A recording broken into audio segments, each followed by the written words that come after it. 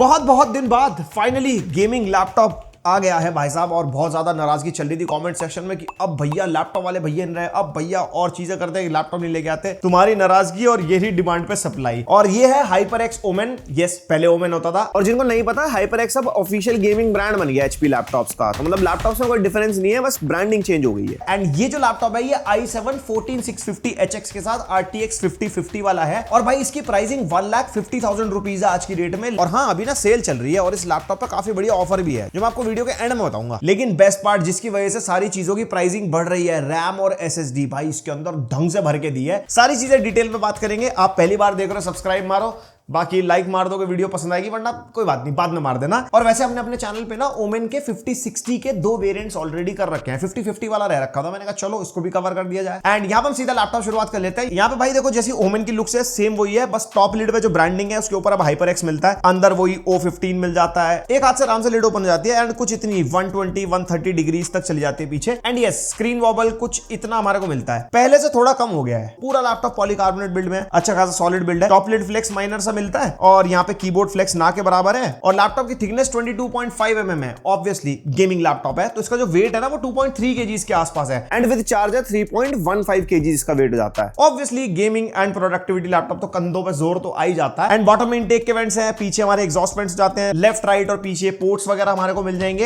And इसके अंदर आपको सेल्फ क्लीनिंग फैंस मिलते हैं जो खुद ही डस्ट को पुश आउट कर देते हैं, जिससे आपको फ्रीक्वेंटली फैंस क्लीन नहीं करने पड़ेंगे। एंड नाउ तकनीकी बातें, इंटेल Core i7-14650HX प्रोसेसर है इसके अंदर, जो हमारा 16 कोर्स 24 थ्रेड्स वाला प्रोसेसर है। और ये जो HX सीरीज वाले प्रोसेसर होते हैं ना, ये मतलब हाई TDP पुश वाले प्रोसेसर होते हैं, मतलब डेस्कटॉप लाइक परफॉर्मेंस लैपटॉप के अंदर हमारे को मिलती है। और इसके अंदर GPU RTX 5050 है, 115 वॉट वाला GPU है, 8GB VRAM है इसके अंदर। हाँ, 4050 में 6GB थी, 5050 में 8GB है। साथ में भाई 24GB RAM मिलती है इसके अंदर, DDR5 5600 मेगा ट्रांसफर्स पर सेकंड स्पीड वाली। भाई ये चीज मेरे को बढ़िया लगी, 24GB RAM, मतलब महंगाई वाला कंपोनेंट, वो भी भर के, वो भी सिंगल स्टिक में। अपग्रेड करनी हो तो 48GB में बिना स्टिक वेस्ट किया आप अपग्रेड भी कर पाओगे। और साथ में भाई 1 TB की Gen 4 SSD मिलती है, जिसकी रीड एंड राइट स्पीड आप देख सकते हो 512 ना भाई साहब 1 TB।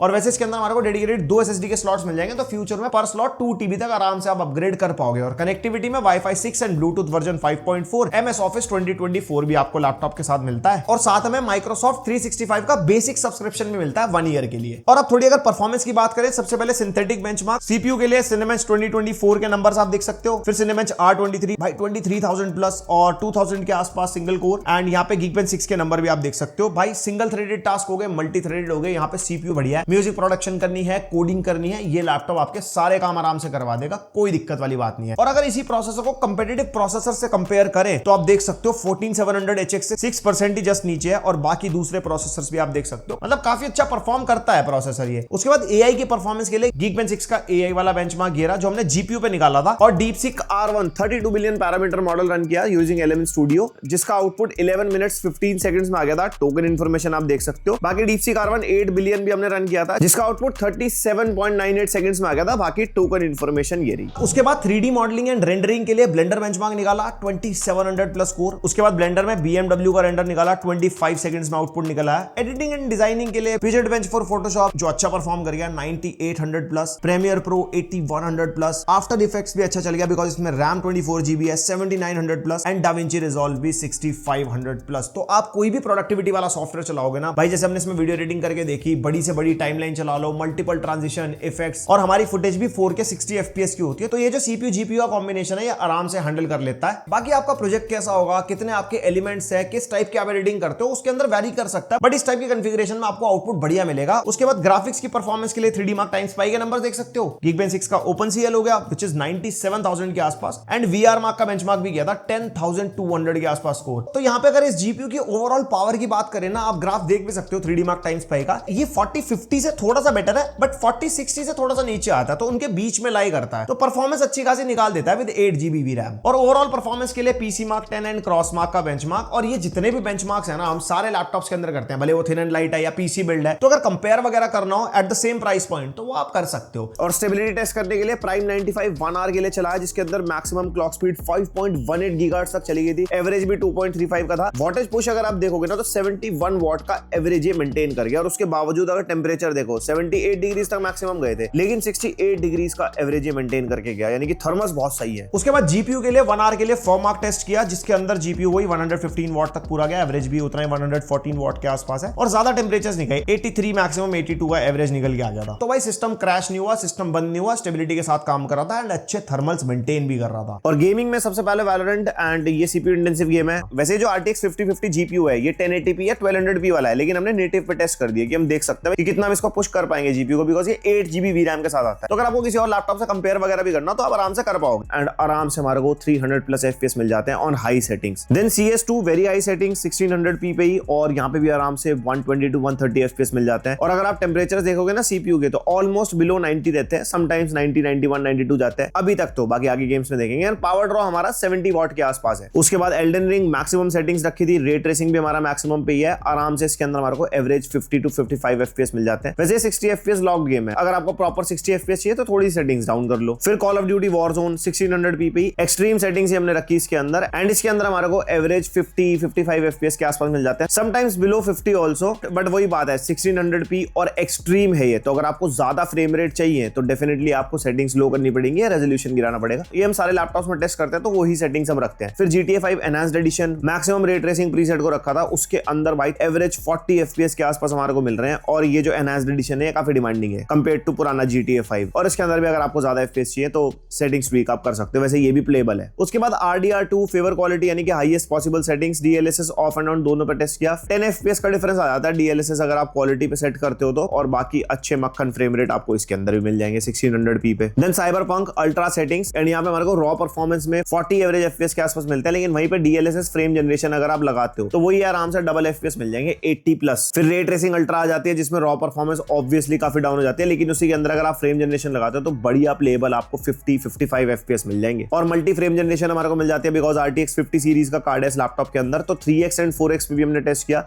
भाई 70 to 90 FPS आप निकाल पाओगे, जिसमें सारी सेटिंग्स अल्ट्रा है, रे ट्रेसिंग भी अल्ट्रा है। उसके बाद Hogwarts legacy ultra settings, ray tracing भी अल्ट्रा, ऑब्वियसली रॉ परफॉर्मेंस इतनी अच्छी नहीं है, बट हाँ फ्रेम जनरेशन अगर आप लगाओगे तो आराम से आपको 40-45 FPS के आसपास मिल जाएंगे, मतलब प्लेबल एक्सपीरियंस है। इससे ज्यादा चाहिए तो ऑब्वियसली सेटिंग्स डाउन कर लेना। और हॉगवर्ट्स लेगेसी में हमारे को मल्टी फ्रेम जनरेशन अब मिलता है 3x एंड 4x, एंड यहाँ पे भाई आप देख सकते हो सब कुछ अल्ट्रा है, रे ट्रेसिंग भी अल्ट्रा है, और हमारे को 60 to 80 FPS मिल रहे हैं दोनों सिनेरियोज में। असासिन्स क्रीड शैडोज भाई बहुत डिमांडिंग है, वेरी हाई सेटिंग्स पे, रे ट्रेसिंग को भी हाई पे कर रखा था, यहाँ पे आप देख सकते हो इतने अच्छे FPS नहीं है रॉ परफॉर्मेंस में, और DLSS फ्रेम जनरेशन लगाओगे तब जाके मुश्किल से 30 FPS मिलते हैं, और ये पहले वाला सीन भी बहुत डिमांडिंग है। बाकी गेम प्ले में FPS वेरी कर सकते हैं। उसके बाद the last of us 2 very high settings पे ना DLSS ऑफ करके भी अच्छे FPS मिल जाते हैं, लाइक 40 के आसपास, बट फ्रेम जनरेशन लगाओगे तो आराम से डबल 75 to 80 FPS आपको मिल जाएंगे। होराइजन फॉरबिडन वेस्ट भी खेला, 30 FPS मिल गए थे हमारे को नॉर्मली ना वेरी हाई सेटिंग्स पे, लेकिन फ्रेम जनरेशन लगा के ही 60 FPS तक जा पाया था। बस एक चीज का ध्यान रखना, 1600p रेजोल्यूशन है और हम हाईएस्ट पॉसिबल सेटिंग्स पे ही ऑलमोस्ट गेम्स ट्राई कर रहे हैं, तो वो चीज भी दिमाग में रखना। फिर ghost of सुशीमा very high settings, वही अपना 40 to 80 FPS मिल जाते हैं दोनों सिनेरियोज में, एंड मक्खन प्लेबल एक्सपीरियंस मिलता है। और अभी तक भी जो हमारे टेम्परेचर्स है ना वो 80, 70, 80, 90 के आसपास है, डिपेंडिंग अपॉन डिफरेंट गेम्स। कुछ भी लैपटॉप ऐसा हीट नहीं हो रहा ज्यादा गेमिंग में।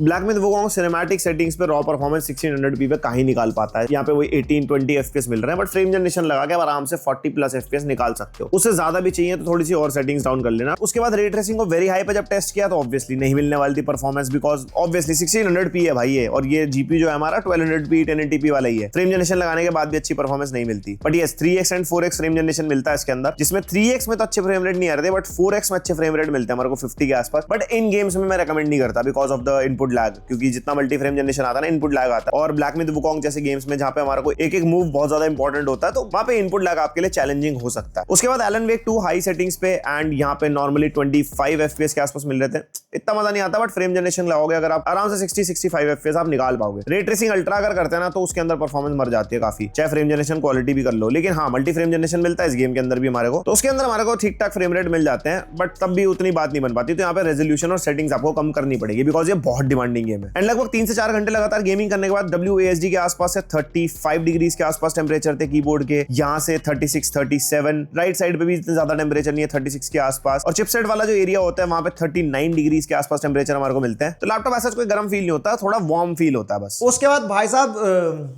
पोर्ट्स। यहाँ पे राइट साइड में हमारे को USB 3.2 Gen 2 type A port मिलता है, एक RJ45 LAN पोर्ट भी है। लेफ्ट साइड में भी एक USB 3.2 Gen 2 type A port है, एक पावर इनपुट पोर्ट हो गया और हेडफोन माइक जैक का कॉम्बो। पीछे की तरफ हमारे को टाइप सी पोर्ट एक 10 Gbps वाला मिलता है, जिसके थ्रू हमारे को 100 वॉट की PD भी मिलती है एंड डिस्प्ले आउटपुट भी DP 1.4 4K 240 हर्ट्ज तक आउटपुट आप ले सकते हो। RTX 5050 से ही आउटपुट मिलता है और जो HDMI 2.1 का पोर्ट है उससे भी 4K 240 हर्ट्ज तक का आउटपुट आप ले पाओगे और RTX 5050 से ही आउटपुट मिलता है इसके अंदर। तो iGPU से आउटपुट का कोई सीन ही नहीं है। एंड ये मक्स स्विच, यहाँ पे ओमेन गेमिंग हब सॉफ्टवेयर में अगर आप जाओगे ना तो वहां पे आपको एक हाइब्रिड मोड मिलेगा और एक इंटीग्रेटेड जीपीयू वाला मोड मिलेगा। कोई भी डेडिकेटेड जीपीयू वाला मोड नहीं है कि आप इंटरनल डिस्प्ले का आउटपुट डायरेक्टली डेडिकेटेड जीपीयू पे कर पाओ। मेरे हिसाब से हाइब्रिड मोड बिल्कुल सही है। जब iGPU से आउटपुट चाहिए होगा तब iGPU से, जब DGPU चाहिए होगा तब DGPU से, अकॉर्डिंग टू द परफॉर्मेंस। बाकी अगर आपको ज्यादा पावर एफिशिएंसी, बैटरी बैकअप चाहिए तो आप इंटीग्रेटेड ग्राफिक्स वहां पे सेट कर सकते हो, जिसमें आपका DGPU बंद हो जाता है। और जो इस लैपटॉप का अपना कीबोर्ड है ना वो 8000 हर्ट्ज के पोलिंग रेट के साथ आता है, यानी कि 0.125 मिलीसेकंड की लेटेंसी। गेमर्स के लिए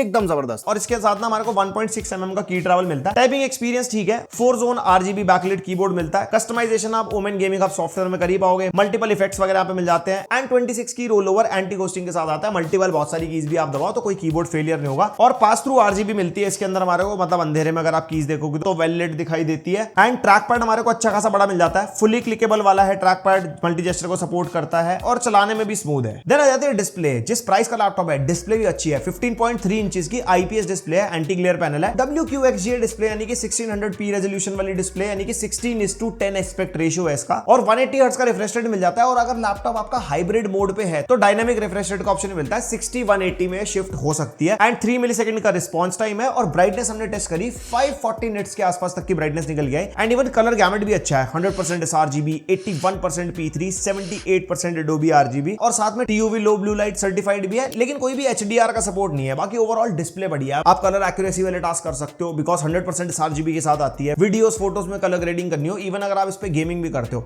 डिस्प्ले डिसअपॉइंट नहीं करती। और व्यूइंग एक्सपीरियंस भी बढ़िया रहता है बिकॉज लेफ्ट एंड राइट से बेजल काफी पतले पतले हैं और टॉप एंड बॉटम में कुछ इतना हमारे को बेजल मिल जाता है। बट ओवरऑल व्यूइंग एक्सपीरियंस बढ़िया लगता है। और ये है इसका वेबकैम टेस्ट और माइक भी लैपटॉप का यूज हो रहा है। लाइट कंट्रोल वगैरह सही है। हाँ, ओवरऑल लाइटिंग को कंट्रोल करने के लिए पीछे हार्श लाइटिंग है, बट ऐसा यहाँ पे स्किन को खराब नहीं कर रहा। बाकी आप बताओ क्वालिटी आपको कैसी लगी? हाँ, 1080p 30 FPS वाला वेबकैम है और quality in the comment section. यहाँ पे डाउन फायरिंग वाले स्पीकर मिलते हैं। वॉटेज का तो पता नहीं, मेरे हिसाब से 2-2 वॉट के स्पीकर हैं। ठीक ठाक आवाज है, ज्यादा लाउड भी नहीं है, ज्यादा खत्म भी नहीं है। क्लैरिटी मिलती है और सेपरेशन भी मिलता है। बाकी इसके अंदर DTS साउंड अनबाउंड की एप्लीकेशन मिल जाती है। अगर आप हेडफोन्स कनेक्ट करोगे तो इसके अंदर आप डिफरेंट मोड्स चेंज कर सकते हो, स्पेशल मोड में, स्पेशियस या बैलेंस्ड वगैरह। और DTS कोडेक एनेबल्ड साउंड है, तो अगर एक्सटर्नली स्पीकर पे हेडफोन वगैरह पे आप सुनोगे तो इमर्सिव एक्सपीरियंस आपको मिलेगा। बाकी ट्यूनिंग के लिए ओमेन गेमिंग हब एप्लीकेशन मिल जाते हैं, जिसमें होम पे आपको सारे स्टैट्स वगैरह मिल जाएंगे और परफॉर्मेंस वाले टैब के अंदर आप सारी कस्टमाइजेशन वगैरह कर सकते हो। और उसके अलावा आपके यहाँ पे लाइब्रेरी वगैरह मिल जाएगी, डील्स, शॉप, गेम्स वगैरह। बाकी नीचे HyperX ओमेन के अंदर अगर आप आओगे ना तो यहाँ पे system vitals, performance control, advance performance tuning, lighting, graphics switcher, सारी चीजें जो भी लैपटॉप को ट्वीक करने के लिए वो सब ओमेन गेमिंग हब के अंदर ही मिलती है। और इसके अंदर ना एक ओमेन AI भी है। इसके अंदर कुछ सपोर्टेड गेम्स है, तो मशीन लर्निंग के थ्रू गेम्स के अंदर आपकी सेटिंग्स ट्वीक करता है और उस गेम के अंदर आपको मैक्सिमम FPS मिलते हैं। तो अभी यहाँ पे कुछ लिमिटेड गेम्स हैं, बाद में फ्यूचर में हो सकता है और गेम्स भी इसके अंदर ऐड हो जाए। और इसके अंदर 70 Wh की बैटरी है। हमने इसको टेस्ट किया, इको मोड पे लगा दिया था, जो इसका बैटरी सेवर वाला मोड होता है। 50% screen brightness, keyboard backlight off, basic office वाले टास्क, यूट्यूब चल रहा है, वाईफाई कनेक्टेड है। उसके अंदर हमारे को 3.5 to 4.5 आवर्स का बैटरी बैकअप आराम से मिल गया था। बाकी आपके यूसेज पे डिपेंड कर सकता है कि आप कैसे यूज कर रहे हो। हाँ, iGPU मोड पे था हमारा लैपटॉप और इसके 230 वॉट के चार्जर से 50% 30 मिनट्स के आसपास में चार्ज होता है और 100% चार्ज होने में 1 hour 40 मिनट अप्रोक्सीमेटली लगते हैं। तो ये था HyperX ओमेन का पूरा रिव्यू। एंड अगर 1,50,000 के आसपास में आप लैपटॉप देख रहे हो ना विद RTX 5050, ऑब्वियसली जिस हिसाब से टेक्नोलॉजी भाई महंगी हो रही है due to RAM and storage prices, और अभी 5050 के अच्छे लैपटॉप 1.5 लाख तक पहुंच गए हैं। और ये जो लैपटॉप है इसके अंदर जो प्रोसेसर है, सबसे बेस्ट पार्ट भाई 24 GB RAM and 1 TB storage है। तो वो एक अच्छी चीज है compare to any other competitive laptop जिसके अंदर हमारे को ज्यादातर 16 GB RAM and 512 GB storage मिलती है, प्लस 1600p वाली डिस्प्ले है with a good colour gamut. And overall आपने परफॉर्मेंस वगैरह भी देख ली, थर्मल्स वगैरह भी आपने देखे, तो आप ये लैपटॉप चेक कर सकते हो। स्क्रीन पे प्रोडक्ट में टैग कर दूंगा। एंड यस, इसका प्राइस 1,49,990 रुपीज चल रहा है आज की डेट में। लेकिन Flipkart gaming Friday sale powered by HP Omen, इसके अंदर आपको अप टू 20,000 रुपीज का कैशबैक आपको मिलेगा ऑन सिलेक्टेड बैंक्स। और बाकी 18 मंथ्स की no cost EMI and up to 10,000 rupees का एक्सचेंज बोनस भी। तो बिना एक्सचेंज के भी आप इसको 1,29,990 रुपीज के आसपास तक परचेज कर सकते हो। लिंक्स वगैरह वैसे मैं डिस्क्रिप्शन में दे दूंगा या स्क्रीन पे प्रोडक्ट टैग कर दूंगा। एंड अगर कोई कंपैरिजन चाहिए किसी और लैपटॉप के साथ at the same price point तो वो भी कमेंट सेक्शन में जरूर बताना। जितने ज्यादा कमेंट्स होंगे वो लैपटॉप हम भिड़वा देंगे। और यहां तक आगे तो लाइक शेयर सब्सक्राइब, बाकी लैपटॉप कैसा लगा वो बताओ। मिलते हैं नेक्स्ट वीडियो तक के लिए, बाय।